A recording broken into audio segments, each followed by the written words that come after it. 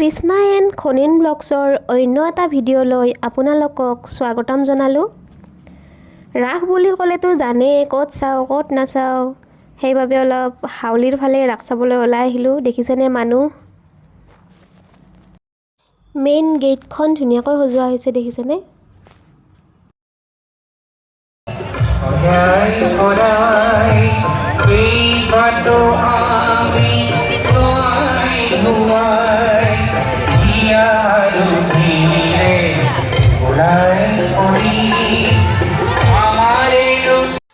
ইয়াৰে মূৰ্তিবোৰ নলবাৰী ৰাসতকৈ অকণমান বেলেগকৈ বনাইছে, চাই ভাল লাগিছে। বিভিন্ন শ্ৰীকৃষ্ণৰ অৱতাৰবিলাক ইয়াতে দেখুৱাই দিছে।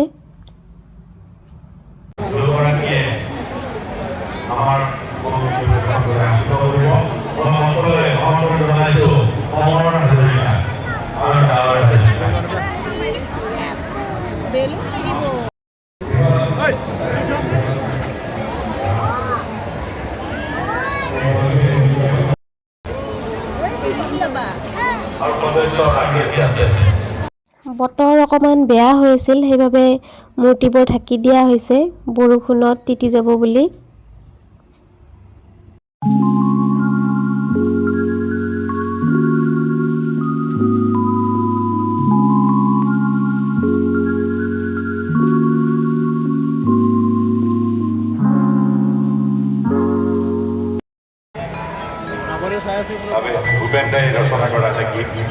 এইখন বনাইছে চন্দ্ৰায়ন 3 প্ৰজ্ঞান আৰু ৰভাৰ, এয়া পৃথিৱীত প্ৰৱেশ কৰা। এইটো সুৰংগ টাইপৰ বনাইছে, ভিতৰলৈ গৈ দেখুৱাই দি আছোঁ কি কি বনাইছে ভিতৰত।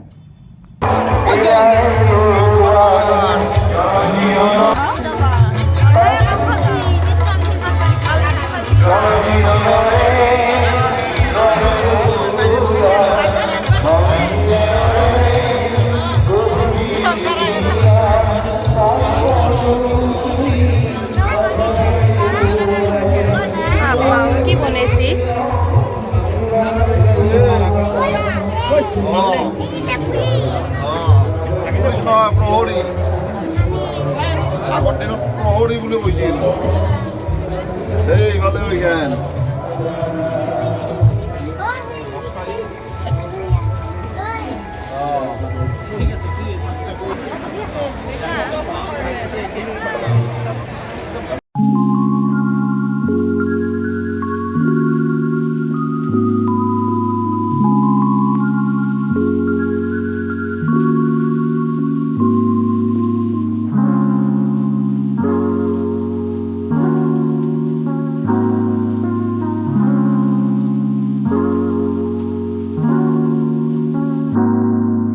এইটোৱে হাউলিৰ কৃষ্ণ মন্দিৰ, মূল মন্দিৰ ভাগ এইটোৱে। কিমান ধুনীয়াকৈ সজাইছে দেখিছেনে?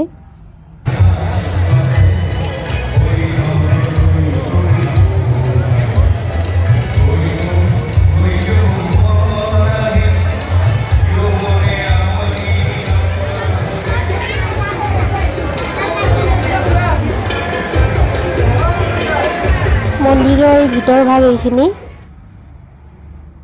ইয়াতে আমি সকলোৱে সেৱা ল'লোঁ।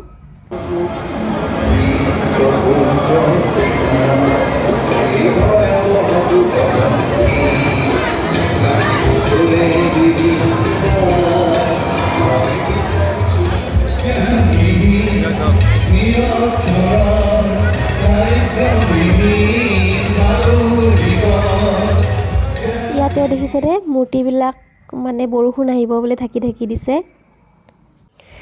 এইখন বনাইছে বৃন্দাবন, সেয়া কৃষ্ণ আৰু ৰাধা জুলনাত জ্বলি আছে, গোপিনীসকলে গা ধুই আছে। বহুত ধুনীয়াকৈ ডেক'ৰেশ্যন কৰিছে এইখিনি, পুখুৰীটোত ধুনীয়াকৈ ডেক'ৰেশ্যন কৰি দিছে। ছাইডৰ ফালে আছে শিৱ বাবা, ডম্বৰুলৈ পৰা নাচি আছে। বহুত ধুনীয়া লাগিছে এইখিনি ডেক'ৰেশ্যন।